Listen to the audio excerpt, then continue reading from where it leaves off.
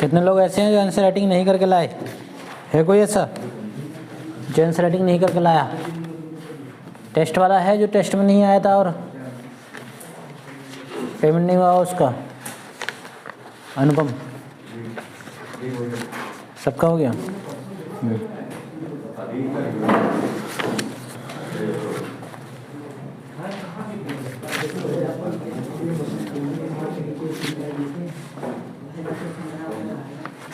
जागो मोहन प्यारे, आपने आंसर राइटिंग किया क्या इसमें? 2 लाइनें लिखी हैं, बाकी सिनॉप्सिस बना दिया जैसे बनाते हैं। तो जागो मोहन प्यारे,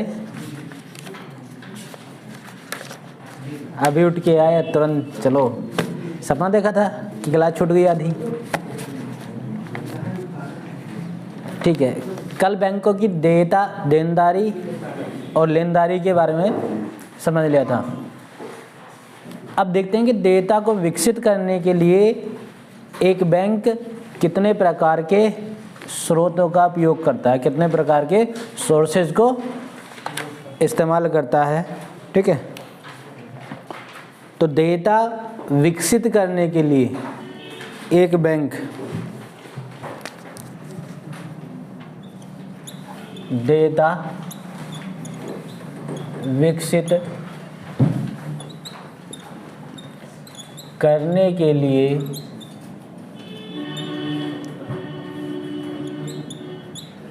एक बैंक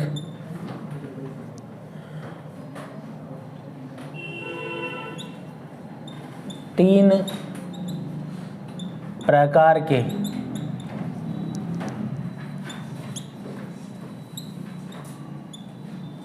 स्रोतों का उपयोग करता है।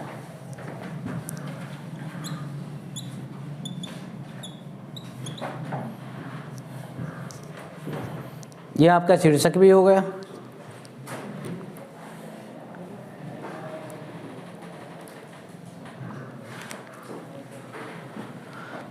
तो 3 प्रकार के सोर्सेज कौन कौन से हैं उनकी बात कर लेंगे।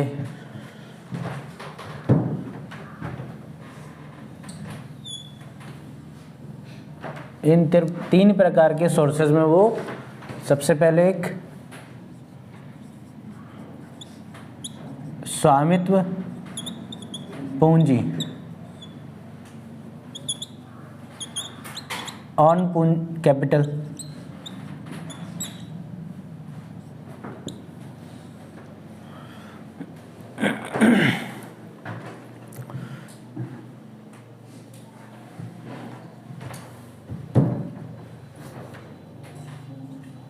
दूसरा ऋण पूंजी, डेबिट कैपिटल,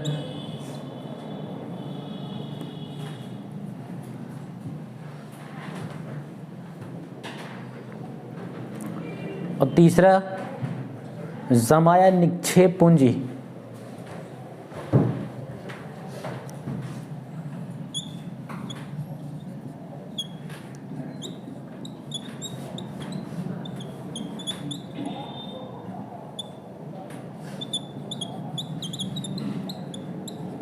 डिपॉजिट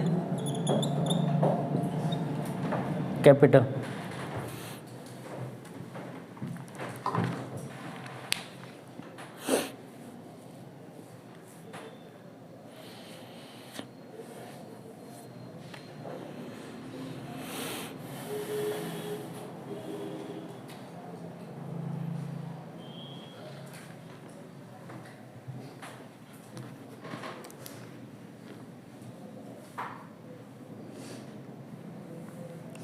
इतना हो गया।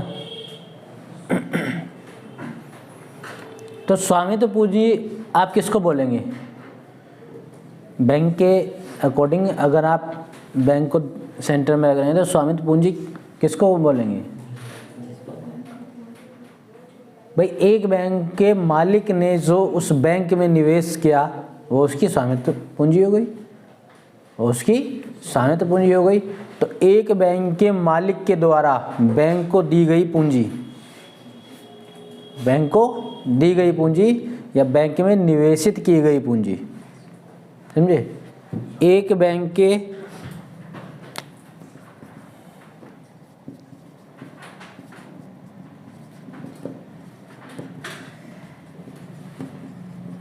मालिकों द्वारा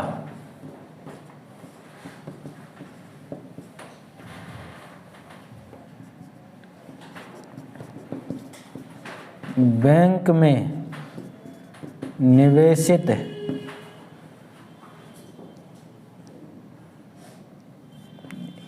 या बैंक को दी गई पूंजी क्या कहलाएगी? स्वामित्व पूंजी।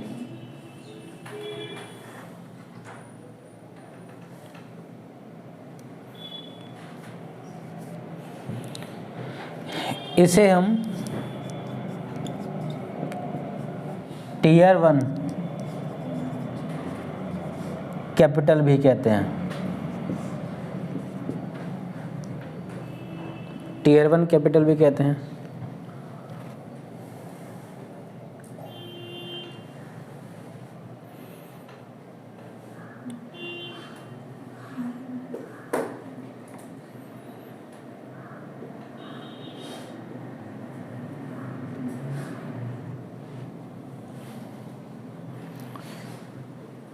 स्वामित्व पूंजी के भी अपने दो अलग कंपोनेंट हैं, दो घटक हैं। एक तो घरेलू स्वामित्व पूंजी और दूसरा विदेशी स्वामित्व पूंजी। इसके भी दो घटक हैं, घटक और कंपोनेंट्स। घरेलू स्वामित्व पूंजी, एक किसके घटक की बात हो रही है? स्वामित्व पूंजी के। क्लियर है ना? वरना इसको इरेज करना पड़ता, यही लिख दिया। दूसरा विदेशी स्वामित्व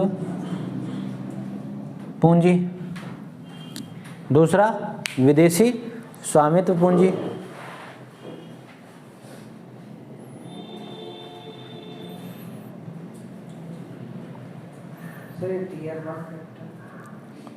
अब कहते हैं इसको, जैसे आपका घर का नाम क्या है? ईमानदारी से बताओ, क्या गोलू? घर का भी शिवम, यहाँ का भी? तो कोई बात नहीं है, आप तो घर भी ऐसी हालत है आपकी, यहाँ भी कोई अंतर नहीं है। तो बोलते हैं निकनेम क्या है? ठीक है, क्या छेनू? कैसे कुछ भी बोले जा रहे हो? है कोई ऐसा बच्चा जिसका निकनेम हो? है क्या है? मतलब छोटू। हाँ देखो, यहाँ शाहिद, वहाँ छोटू। छोटू इधर आओ, ठीक है। तो अब उसमें क्या कहेंगे कि क्यों कहते हैं? किसी दिन यही आवाज़ उठाने लगे मुझे छोटू ही क्यों कहते हैं? नाम रख दें, आपका है नाम। और पहली बात ये है कि हाँ, ऐसे ही इसका भी नाम है। तो घटक, स्वामित्व पूंजी के घटक वो दो हैं, घरेलू स्वामित्व पूंजी और दूसरा विदेशी स्वामित्व पूंजी। और क्लियर कर दूँ, बाद में जो है आप लोग कहोगे कि ठीक है। अब ठीक,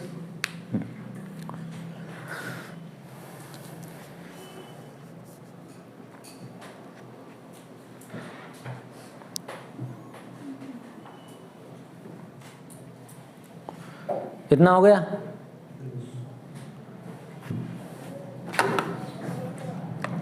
अब घरेलू स्वामित्व पूंजी और विदेशी स्वामित्व पूंजी को अलग अलग समझ लेंगे।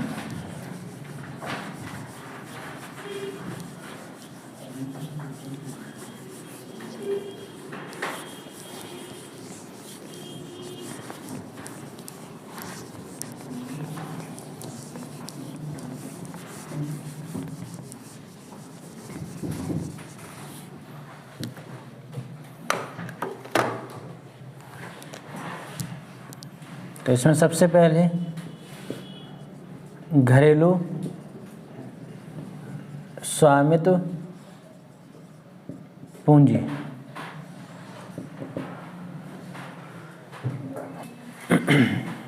अलग से लिखेंगे ऐसे ही।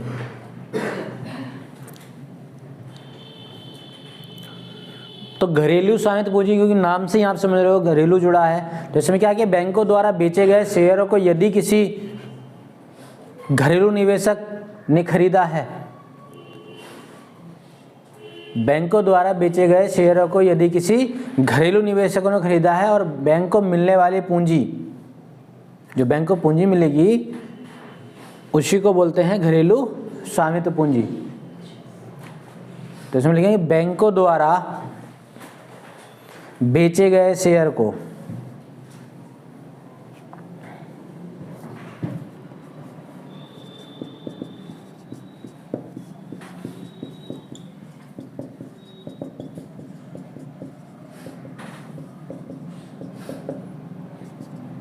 सिनॉप्सिस में लिख लेंगे अभी। बैंकों द्वारा बेचे गए शेयर को यदि घरेलू निवेशकों द्वारा या घरेलू निवेशकों ने खरीदा है,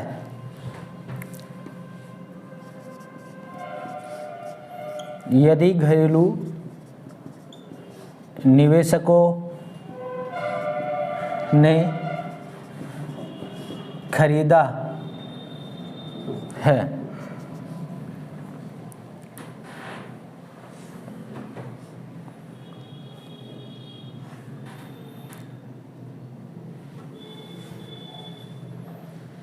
तो बैंक को मिलने वाली पूंजी वो कौन सी हो जाएगी?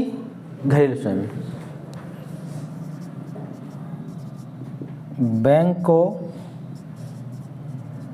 मिलने वाली पूंजी क्या कहलाएगी? घरेलू स्वामित्व पूंजी। मतलब बैंक ने अपने शेयर बेच दिए, उसके बदले में उसको क्या मिल गया? पूंजी मिल गई। पूंजी मिल गई, जो पूंजी मिली, अगर वो पूंजी घरेलू निवेशकों ने शेयर खरीदे थे, उन्होंने पूंजी दी है, तो वो क्या हो जाएगी? घरेलू स्वामित्व की पूंजी। समझे कि नहीं ये चीज को?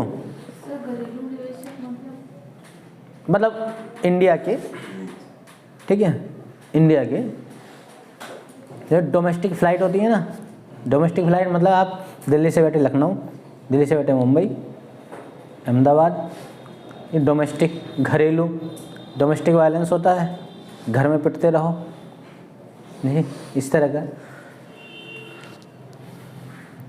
तो घरेलू स्वामित्व पूंजी मतलब बैंकों द्वारा बेचे गए शेयर को, मान लीजिए इंडिया में कोई बैंक है, उसने अपने शेयर बेचे और इंडिया के किसी व्यक्ति ने जो है उन शेयरों को खरीद लिया। और खरीदा तो पैसे तो लगाएगा ना, निवेश करेगा ना। तो जो पैसे लगाए घरेलू निवेशकों ने जब खरीदा और उसके बदले बैंकों को मिलने वाली पूंजी, वो क्या कहलाएगी? घरेलू स्वामित्व पूंजी। समझे? दूसरा क्या है? विदेशी स्वामित्व पूंजी।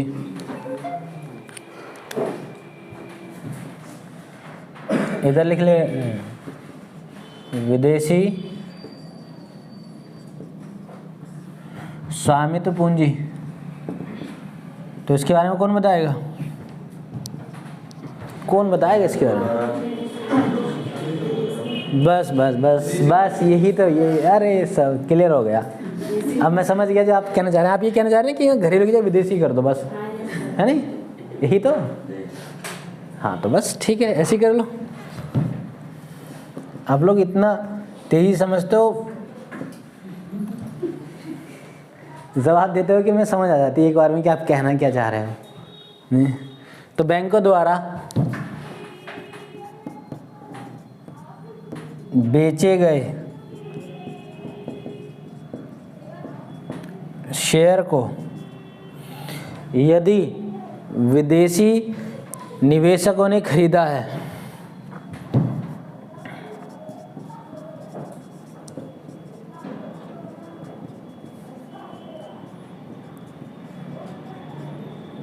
खरीदा है, तो उससे बैंकों को मिलने वाली पूंजी, बैंकों को मिलने वाली पूंजी क्या कहलाएगी? विदेशी स्वामित्व पूंजी।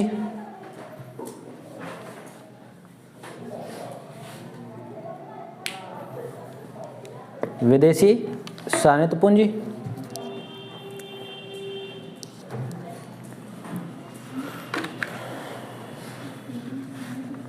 तो इसके बारे में लिख लो पहले। स्वामित्व पूंजी के बारे में पूरा लिख लेंगे, ठीक है। अभी सिनॉप्सिस बने थे ना, ये लिखा थोड़ी ना। हाँ तो लिख लो, लिखिए। स्वामित्व पूंजी हेडिंग डाल लेंगे, इसमें लिखिए एक बैंक के मालिकों द्वारा, एक बैंक के मालिकों द्वारा बैंक को दी गई पूंजी, एक बैंक के मालिकों द्वारा बैंक को दी गई पूंजी, बैंक में निवेशित पूंजी, बैंक में निवेशित पूंजी, ब्रैकेट में लिख लेंगे, बैंक में निवेशित पूंजी को ब्रैकेट में लिख लेंगे, बैंक की स्वामित्व पूंजी कहलाती है, बैंक की स्वामित्व पूंजी कहलाती है।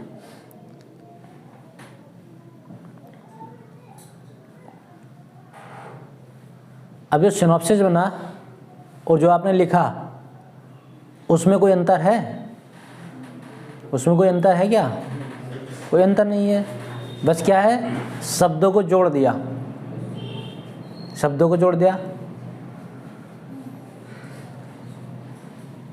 इसी को दूसरे शब्दों में लिख लीजिए, नया पैरा से। दूसरे शब्दों में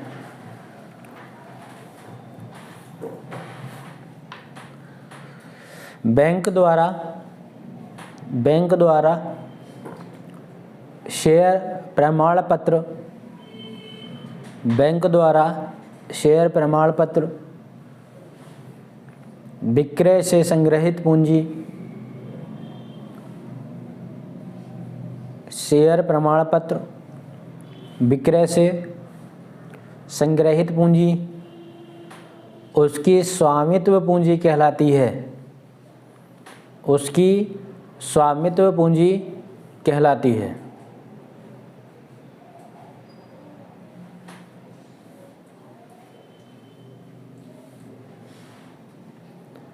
इसे टियर 1 कैपिटल भी कहते हैं।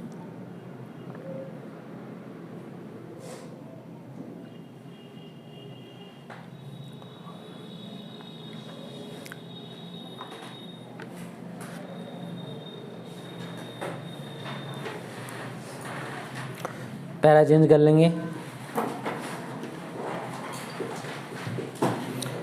अब बात कर लेंगे हम घरेलू स्वामित्व पूंजी के बारे में। तो पैरा चेंज करके लिखेंगे, बैंक द्वारा बेचे गए शेयर को, बैंक द्वारा बेचे गए शेयर को यदि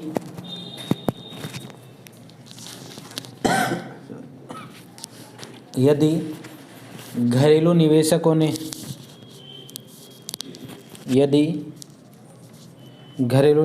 ने खरीदा है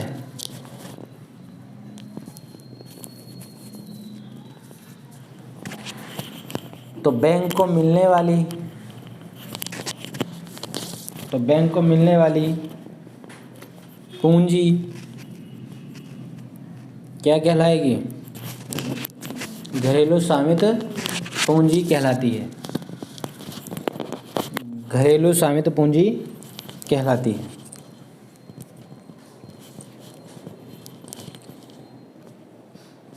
अब पैरा चेंज करके लिखेंगे,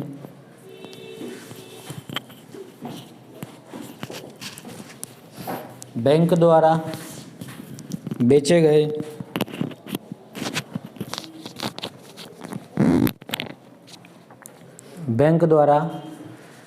गए शेयरों को, शेयरों और शेयरों में अंतर समझ रहे हो ना? हाँ, शेयरों है बेटा, शेयरों नहीं, कभी शेयरों को बेच दिया, शेयर बांध के रखते हैं और बेच दो, चलो इतने शेयर बेच दिए। शेयर नहीं है अदीप, शेयर है, ठीक है। हाँ, क्या ब्लूटूथ वगैरह से आप शेयर करते हो कि नहीं? हाँ, ये वही वाला है, ठीक है। शेयरों को यदि विदेशी निवेशकों ने खरीदा है, यदि विदेशी निवेशकों ने खरीदा है तो बैंक को मिलने वाली पूंजी तो बैंक को मिलने वाली पूंजी क्या कहलाएगी? विदेशी स्वामित्व पूंजी कहलाती है।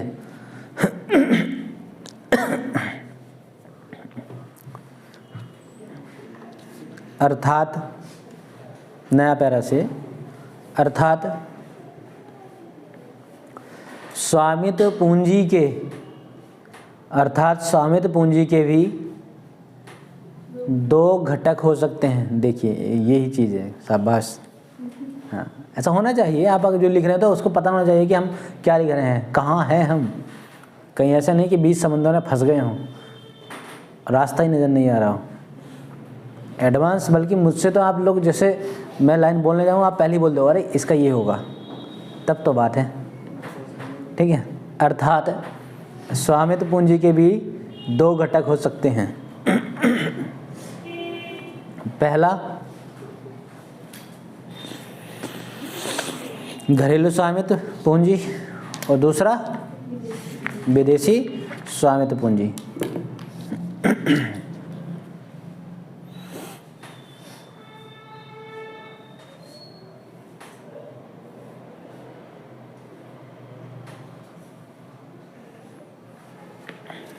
इतना हो गया।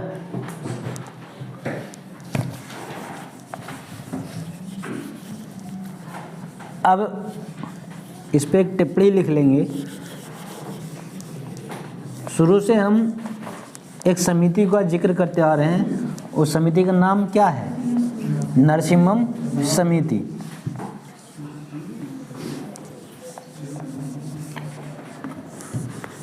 तो अर्थव्यवस्था के क्षेत्र में नरसिम्हम समिति का ठीक ठाक योगदान रहा, भूमिका रही और इनकी सिफारिशों को तवज्जो भी दी गई, माना भी गया।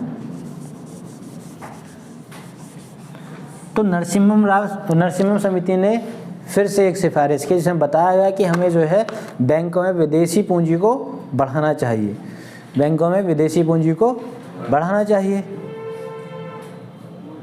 और 1992 में इनकी इस सिफारिश को मान लिया गया और 1992 से लगातार आप देखोगे बैंकों में विदेशी पूंजी का ज़्यादा निवेश होने लगा, ठीक है। तो टिप्पणी लिख लेंगे इसमें।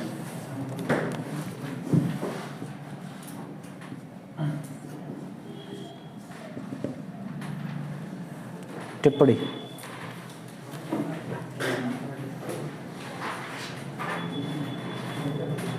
इसमें लिखिए। तो ये पूरा कर दें तो ये हो जाएगा। लिख लीजिए नरसिम्हम समिति। नरसिम्हम समिति ने सिफारिश की थी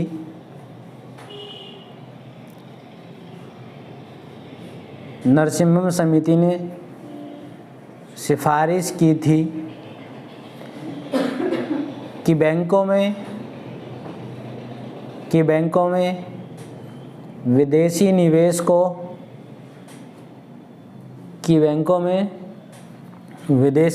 को चरणबद्ध रूप में या चरणबद्ध रूप से बढ़ाया जाए, चरणबद्ध रूप से बढ़ाया जाए। इसलिए 1992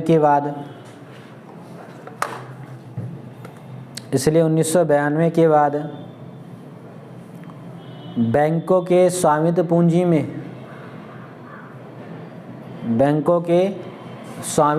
में विदेशी पूंजी का, बैंकों के स्वामित्व पूंजी में विदेशी पूंजी का अंश लगातार बढ़ा। विदेशी पूंजी का अंश लगातार बढ़ा या बढ़ रहा है। सर ये मतलब सर इस सिफारिश के लिए मतलब इसके पीछे का कारण विदेश निवेश बढ़ा। हाँ, ये है कि भाई घर का पैसा घर में लग रहा है, कोई फ़ायदा हो रहा, बाहर का पैसा लेके आओ, निवेश हो रहा है, उससे पैसा कमाया जा रहा है। ठीक, अलग अलग है कि उसके भी अलग अलग पायदान है कि नहीं सीधे जो है एक ही प्रक्रिया कोई अपना गया, उसमें भी अलग अलग स्टेप बाय स्टेप। जी, हो सकता है कि हिस्सेदारी में पहले कम हिस्सेदारी दी गई हो, फिर बाद में थोड़ा थोड़ा बढ़ाया गया हो, ये चीज़ है। ठीक है, एक बार में ऐसे नहीं कि 100% जो है पूरा विदेशी ही निवेश करेंगे या उनको खुला मुक्त व्यापार के तहत जो है 100% 100% हिस्सेदारी के लिए आमंत्रित किया गया हो, तो ऐसा नहीं। उसके लिए भी सिफारिश की हुई कि आप चरणबद्ध रूप में करेंगे। ठीक है, दूसरा क्या था, ऋण पूंजी। ठीक है, ऋण पूंजी। तो ऋण पूंजी के बारे में देखेंगे कि एक निर्धारित दर पर ऋण से आप समझ रहे हो कि इसमें क्या है, ब्याज का मामला हो रहा है। ठीक है, तो एक निर्धारित दर पर ब्याज भुगतान के वादे के आधार पर ली गई पूंजी क्या होगी, ऋण पूंजी।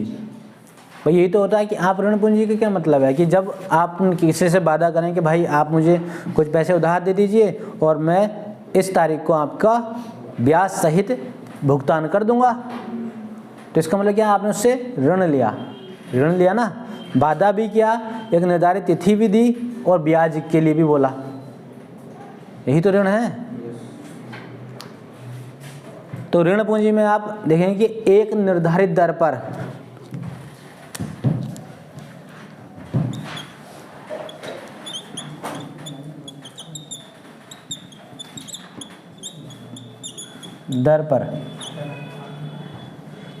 एक निर्धारित दर पर ब्याज भुगतान के वादे के आधार पर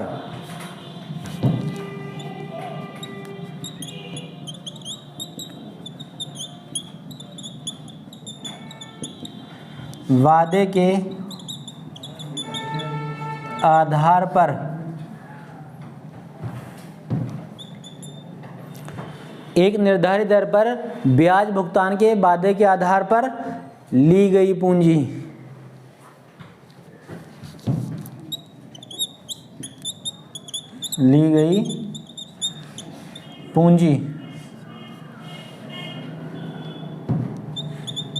को क्या बोलेंगे, ऋण पूंजी।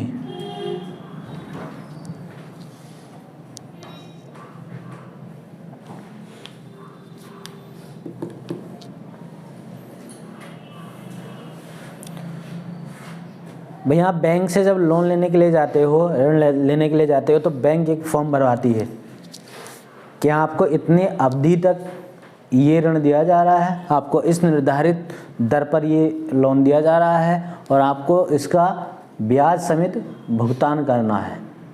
ठीक है, एक एफिडेविट बनता है। तो यही क्या है, एक ऋण पूंजी का प्रक्रिया है। मतलब एक निर्धारित दर पर ब्याज भुगतान के वादे के आधार पर जो आपने ली है पूंजी, इसको क्या बोलेंगे, ऋण पूंजी। यही तो होता है। ठीक है, अब ऋण पूंजी के भी क्या हैं, अलग अलग घटक हैं। इसके भी दो घटक हैं, इसके भी दो घटक हैं और जल्दी से बता देंगे कौन कौन से। एक तो घरेलू ऋण पूंजी और दूसरा बोलो, अरे गजब, विदेशी ऋण पूंजी। बेटा बॉर्नवीटा पी लिया था क्या? बड़ी तेजी से आवाज निकाली।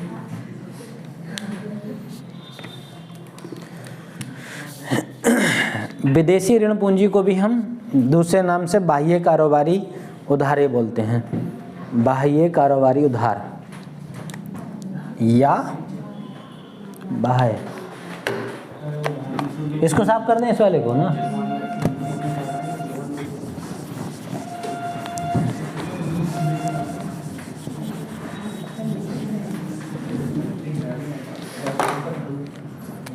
या बाह्य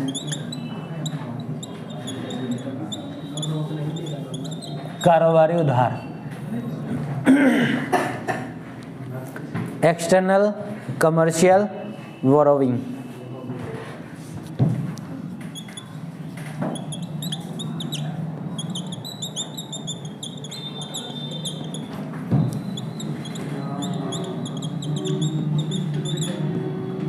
मतलब ECB, ECB।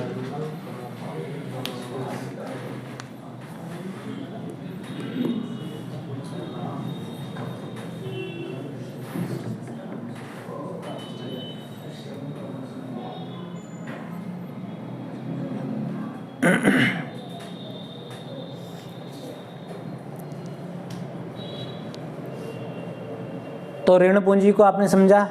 ऋण पूंजी क्या है? एक निर्धारित दर पर ब्याज भुगतान के वादे के आधार पर ली गई पूंजी को क्या बोलते हैं? ऋण पूंजी। इसकी भी दो घटक हैं, घरेलू ऋण पूंजी, दूसरा विदेशी ऋण पूंजी। अगर आपने अपनी इंडिया से ही, इंडिया की बैंक ने किसी से ऋण, अपना ऋण होता है लोन, ब्याज पे लिया तो वो आएगा घरेलू। और अगर किसी बाह्य कारोबारी से उधार लिया तो वो आएगा विदेशी ऋण पूंजी में। इस पर भी सिफारिश की नरसिम्हम समिति ने सिफारिश ये की कि हमें जो है विदेशी ऋण पूंजी या बाह्य कारोबारी उधार को भी चरणबद्ध तरीके से या चरणबद्ध रूप में लेना चाहिए जी। इसकी एक निर्धारित सीमा होनी चाहिए, इसकी एक निर्धारित सीमा होनी चाहिए, ना कि हम सारा का सारा उधार लेके बैठ जाएं। तो ज़्यादा उधार भी सही नहीं होता ना, उतना उधार लो जितना काम चल जाए आपका जी। तो इसके बारे में लिख लेंगे।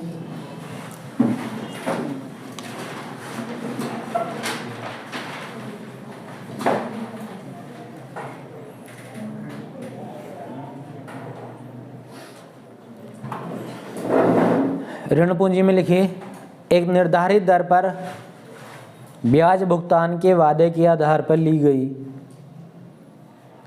एक निर्धारित दर पर ब्याज भुगतान के वादे के आधार पर ली गई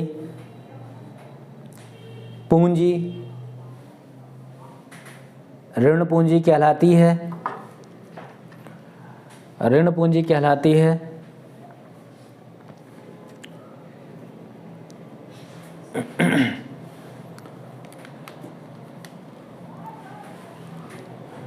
स्वामित्व पूंजी कौन से टीयर में थी? वो टीयर फर्स्ट में, ये टीयर सेकंड। इसको हम टीयर सेकंड कैपिटल भी बोलते हैं, ठीक है। तो दूसरे शब्दों में लिखिए, दूसरे शब्दों में बॉन्ड प्रमाण पत्र या हुंडी प्रमाण पत्र, बॉन्ड प्रमाण पत्र या हुंडी प्रमाण पत्र के विक्रय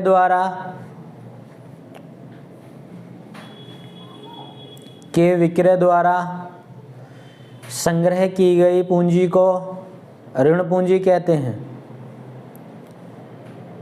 संग्रह की गई पूंजी को ऋण पूंजी कहते हैं।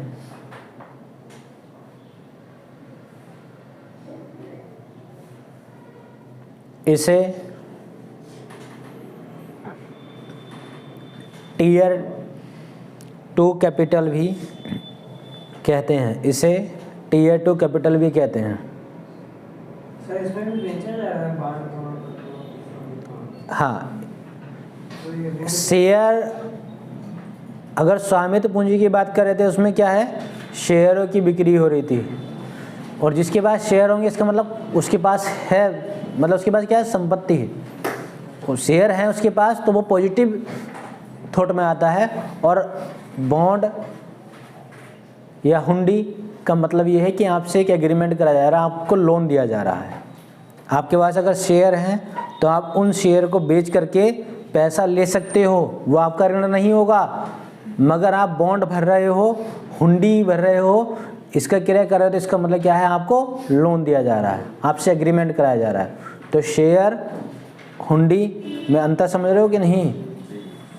बॉन्ड भरवाते कि नहीं? जब आप तो क्या लोन लोगे, बेरोजगार आदमी तो हाँ, व्यवहारिक रूप से अगर समझना तो आप अपने बड़ों से पूछ सकते हैं लोन की प्रक्रिया को क्या हो। अगर आपके पास शेयर है, मतलब हिस्सेदारी है, कहने मतलब आप पॉजिटिव नेटवर्थ में हैं, ठीक है, तो ऐसे में आप उसको बेच करके पैसा ले सकते हो। हाँ, उसको बेच करके पैसा ले सकते हो, वो आपके लिए लोन नहीं होगा। अगर आपको लोन लेना है तो उसके लिए आपको बॉन्ड भरना पड़ेगा, हुंडी की कार्रवाई करनी पड़ेगी। नहीं तो बॉन्ड और हुंडी आपको ऋण के रूप में पूंजी देते हैं। शेयर जो है आपको ऋण नहीं, शेयर से आप उसको बेच करके पूंजी ले सकते हो। समझे? नहीं समझे? हाँ तो ठीक है।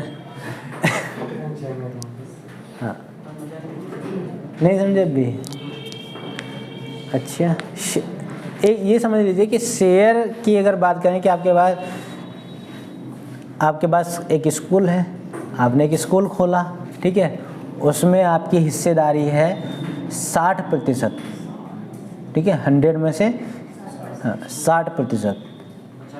मान लीजिए 40 किसी की भी हो, मान लीजिए आपके किसी दोस्त की हो, कोई दिक्कत नहीं। तो आपका मूड खराब हो गया, आपने कहा नहीं अब बेचूंगा अपने शेयर, अब रहना ही नहीं है, इस दोस्त के साथ दगाबाज है। तो जो भी इनकम है या जो भी वो पूरी संपत्ति है उसका 60% आपका हिस्सा है। तो आप उसको अगर अपने हिस्से को बेचोगे तो उसके बदले में पैसा मिलेगा या लोन मिलेगा? पैसा मिलेगा ना। तो ये क्या है, आपने शेयर को बेचा, उसके बदले में क्या मिला? पैसा। ठीक, समझे? उस पैसे से आपने कहा कि मैं अपना नया स्कूल खोलूँगा, यूनिवर्सिटी खोलूँगा, इसको नीचे दिखाऊँगा। तो यूनिवर्सिटी खोलने के लिए कुछ तो पैसा चाहिए ना। तो जब आप लोन लोगे ना तो आपको भरना पड़ेगा बॉन्ड, हुंडी। समझे? अब समझे कि नहीं? नहीं समझे तो कोई बात नहीं, ख्याल लिख लीजिए, इसमें आगे लिख लीजिए।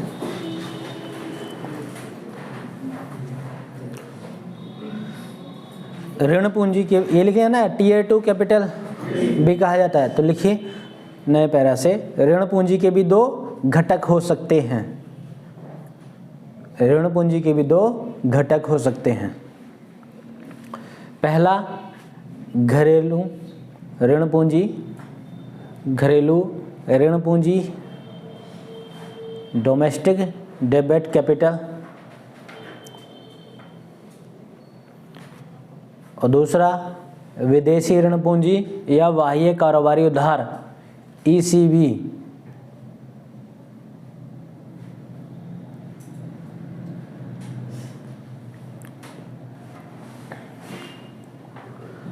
अब टिप्पणी कर लेंगे, इस पर भी टिप्पणी लिख लेंगे। तो नरसिम्हम समिति का फिर से जिक्र करेंगे, टिप्पणी में लिखिए, नरसिम्हम समिति ने यह सिफारिश भी की, नरसिम्हम समिति ने यह सिफारिश भी की थी कि बैंकों को विदेशों से ऋण लेने की भी, बैंकों को विदेशों से ऋण लेने की भी चरणबद्ध रूप में या चरणबद्ध रूप से अनुमति सीमा बढ़ाई जाए। चरणबद्ध रूप से अनुमति सीमा बढ़ाई जाए।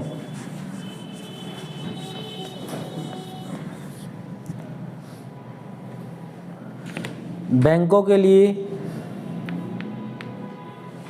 अर्थात बैंकों के लिए ईसीबी सीमा चरणबद्ध रूप से बढ़ाई जाए। अर्थात बैंकों के लिए ईसीबी सीमा चरणबद्ध रूप से बढ़ाई जाए।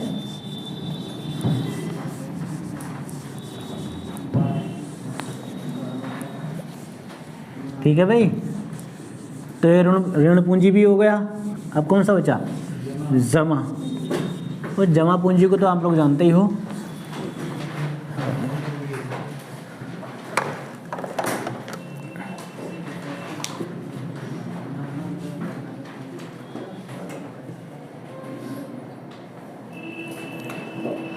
अब मुझे बताइए कि जो स्वामित्व पूंजी है और ऋण पूंजी, इन दोनों का उपयोग बैंक अपना किस चीज में करता है? क्या करने के लिए करता है इन दोनों का? है नहीं, बैंक जो है अपनी क्षमता को बढ़ाने के लिए, क्षमता की स्थापना के लिए, बैंक का विस्तार करने के लिए, बैंक का आधुनिकीकरण करने के लिए, इन सब के लिए। तो भाई आप किसी से पैसा ले रहे हो, बैंक तो आपकी खुली है, आप पैसा ले रहे हो, ठीक है, अपने शेयर बेच रहे हो, पैसा आ रहा है, ऋण ले रहे हो आप, तो बैंक में कुछ ना कुछ तो करोगे। बैंक के उत्पादन कार्य क्षमता मतलब आप स्टाफ को बढ़ाना चाह रहे हो, आप उसका विस्तार करना चाह रहे हो कि सिर्फ एक ही ब्रांच ना हो, इसकी अलग अलग ब्रांचें हों, कस्टमर्स बढ़े आपके, यही तो। और आपने सोचा कि पासबुक से काम नहीं चलेगा, सीधे आधुनिकीकरण लेके आओ। घर पे बैठा व्यक्ति, लोन की प्रक्रिया वहीं से हो जाएगी, मोबाइल फ़ोन से सीधे। तो इसलिए स्वामित्व पूंजी और ऋण पूंजी, इन दोनों का ही उपयोग मुख्यतः स्थिर पूंजी के रूप में बैंक द्वारा किया जाता है। स्थिर पूंजी के रूप में, स्टेबल पूंजी के रूप में किया जाता है। तो इसमें लिख लेंगे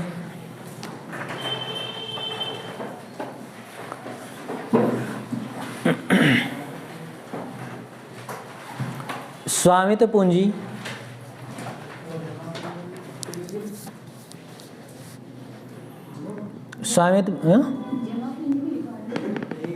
अब तो अलग हो गया, अभी जमा पूंजी का जिक्र नहीं चल रहा। अभी तो इन दोनों को निपटा लेते हैं ना पहले एक साथ, स्वामित्व पूंजी को और ऋण पूंजी को। खुलासा कर लीजिए, हाँ खुलासा कर लीजिए।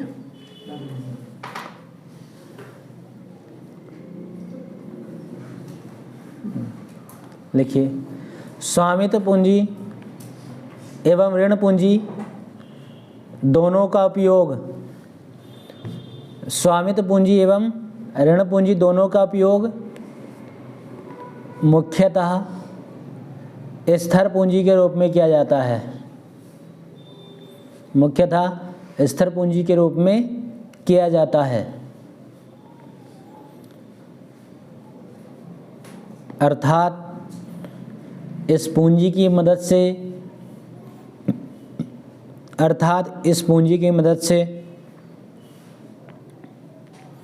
बैंक अपनी उत्पादन क्षमता की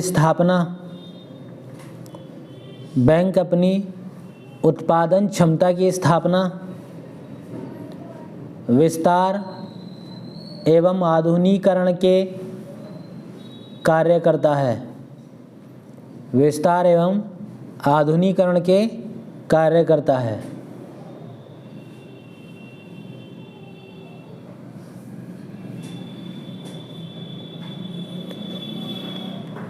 भाई इसीलिए तो करता होगा।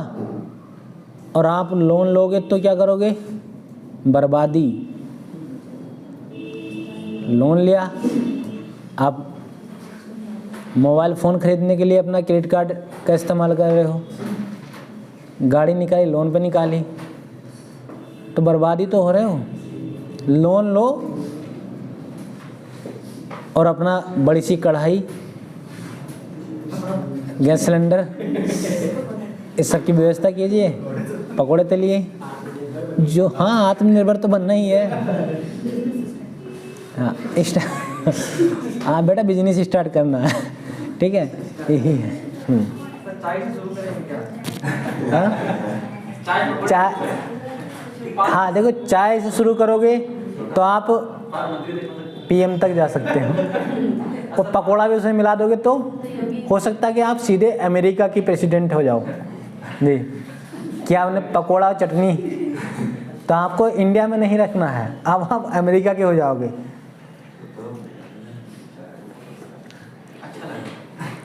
आगे लिखिए इसमें, अभी और खुलासा कर लेते हैं। थोड़े अंश में, इसी में मतलब अगर जो बचा है, अगर हाँ इसी में लिख लो, थोड़े अंश में स्वामित्व पूंजी या ऋण पूंजी का उपयोग, स्वामित्व पूंजी या ऋण पूंजी का उपयोग कार्यशील पूंजी के रूप में कर सकता है, कार्यशील पूंजी के रूप में कर सकता है। इन्वर्टेड कॉमा में लिखेंगे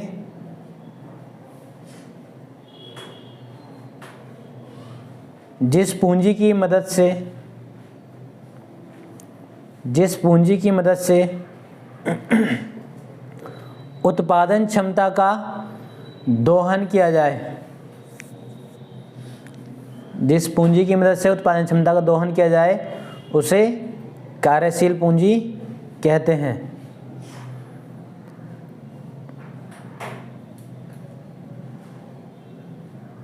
उसे कार्यशील पूंजी कहते हैं।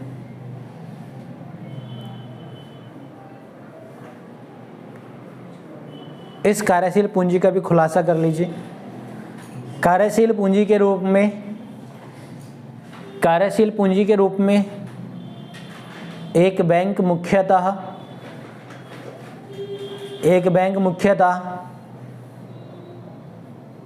जमा पूंजी अर्थात निक्षेप पूंजी का उपयोग करता है।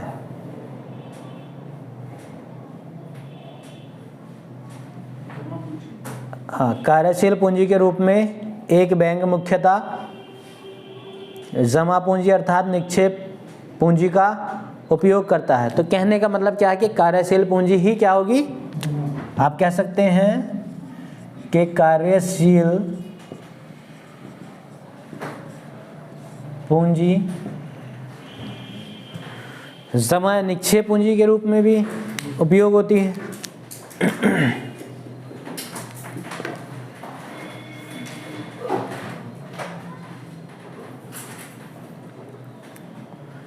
अब एक बैंक की जमा पूंजी या निक्षेप पूंजी क्या होती है, सीधे शब्दों में कोई बता देगा? बहुत आसान तरीका। बैंक में आप लोग खाता खोलते हो कि नहीं? खाता खुलवाते हो कि नहीं? 15 लाख आने वाले हैं बुड़बक।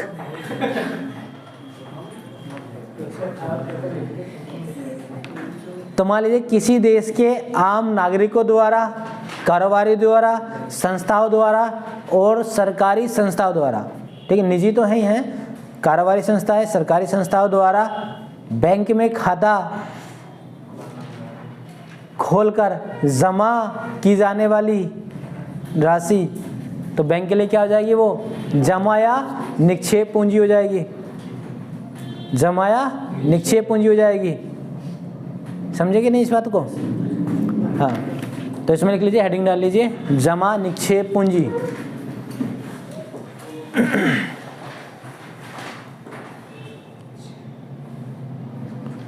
सिनॉप्सिस में लिखेंगे पहले, तो यहाँ शुरुआत करते हैं कि बार में ही निपटारा कर देंगे, ठीक है। तो किसी देश के आम लोगों द्वारा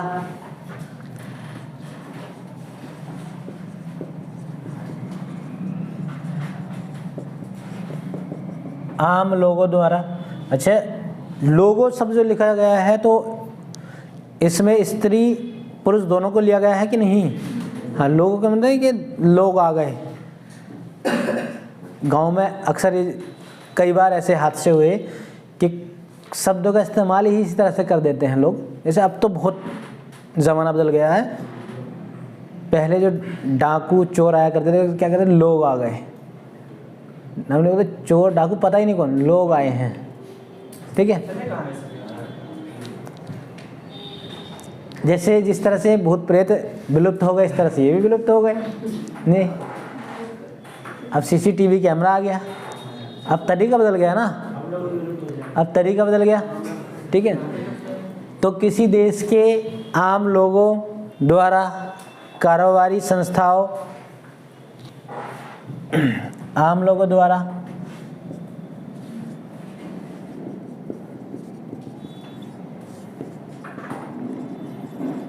कारोबारी संस्थाओं द्वारा, सरकारी संस्थाओं द्वारा,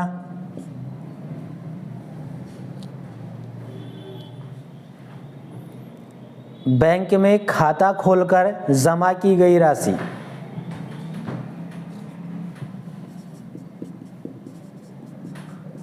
बैंक में खाता खोलकर जमा की गई राशि क्या कहलाती है? हाँ, जमा या निक्षेप राशि, राशि या पूंजी। हाँ हाँ,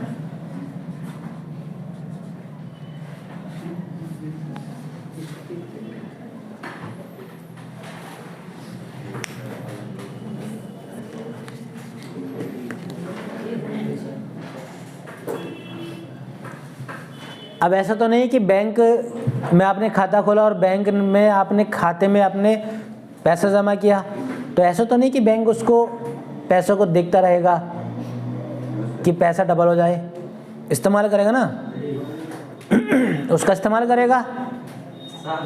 भाई पैसा से पैसा मिलेगा, उस पैसे का हो सकता है किसी को लोन दे दे तो उससे ब्याज आएगा, इसलिए बैंक का एक पूरा सर्कुलेशन है। आपने पैसा जमा किया, आप कभी भी चले जाओ, ऐसा तो नहीं है कभी किसी के साथ ऐसा तो कि पैसा ही नहीं है, कि तुम्हारे खाते में 10,000 तुमने जमा किया, 10,000 गायब, चूहे खा गए, ऐसा तो नहीं ना। ठीक है, तो कार्यशील क्षमता बढ़ाने के लिए, कार्यशील पूंजी को बढ़ाने के लिए बैंक अलग अलग लुभावने प्रलोभन भी देता है जी। भाई बैंक में आप किस बैंक में खाता खोले, किसमें ज़्यादा बेनिफिट है, ये बैंक बताता है ना कि नहीं, गाइडलाइन देता है, लुभावने प्रलोभन देता है कि हमारे यहाँ बैंक में 0 बैलेंस पे खाता खुलेगा। ये क्या है? एक प्रलोभन है। तो लोग 0 बैलेंस पे खाता खुलवाएंगे या 1,000 रुपये देकर के खाता खुलवाएंगे? 0 पे खुलवाएंगे। नहीं, जो बैंक कह रहा है कि हमारे यहाँ मिनिमम बैलेंस 0 रख सकते हैं आप खाते में, कोई पैसा नहीं कटेगा, कोई चार्ज नहीं लिया जाएगा, और एक बैंक कह रहा है कि 3,000 से कम नहीं होना चाहिए, और एक आम व्यक्ति, गरीब व्यक्ति 3,000 रुपये में पूरा महीना बिता देता है, उसके खाते में 3,000 कैसे होगा? तो 0 बैलेंस वाला खुलाएगा कि नहीं? 0 बैलेंस वाला खुलवाएगा खाता। तो जमा निक्षेप पूंजी को बढ़ाने के लिए बैंक अलग अलग सुविधाओं वाले कई प्रकार के जमा खाते उपलब्ध भी कराती है। ठीक है, अब जो जमा खाते हैं अलग अलग प्रकार के, उन जमा खातों के बारे में भी पढ़ लेंगे, देख लेंगे। पहले इसमें लिख लीजिए, क्लियर कर लीजिए। जमा पूंजी या निक्षेप पूंजी में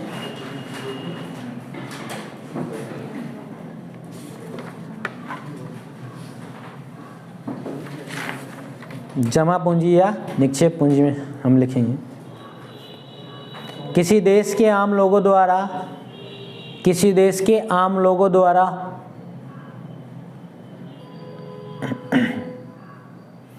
कारोबारी संस्थाओं द्वारा एवं सरकारी संस्थाओं द्वारा, कारोबारी संस्थाओं द्वारा एवं सरकारी संस्थाओं द्वारा बैंक में खाता खोलकर जमा की गई राशि, बैंक में खाता खोलकर जमा की गई राशि बैंक की जमा पूंजी कहलाती है। बैंक की जमा पूंजी कहलाती है।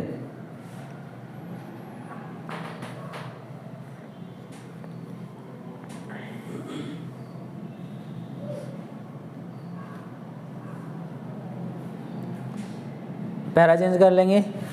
जमा पूंजी आकर्षित करने के लिए, जमा पूंजी आकर्षित करने के लिए बैंक अलग अलग सुविधाओं वाले, जमा पूंजी आकर्षित करने के लिए बैंक अलग अलग सुविधाओं वाले कई प्रकार के जमा खाते उपलब्ध कराता है। कई प्रकार के जमा खाते उपलब्ध कराता है। हाँ, अलग अलग सुविधाओं वाले, अलग अलग सुविधाओं वाले कई प्रकार के जमा खाते उपलब्ध कराता है।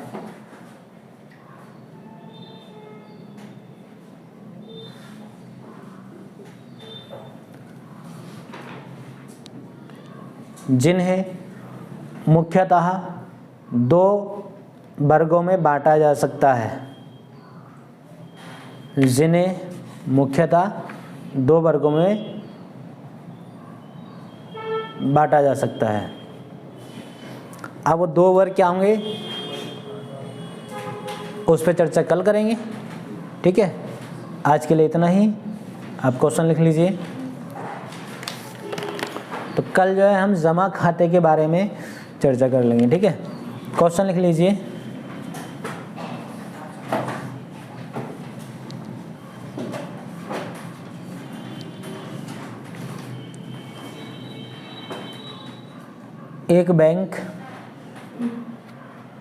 एक बैंक अपनी स्वामित्व पूंजी, ऋण पूंजी तथा निक्षेप पूंजी, एक बैंक अपनी स्वामित्व पूंजी, ऋण पूंजी तथा निक्षेप पूंजी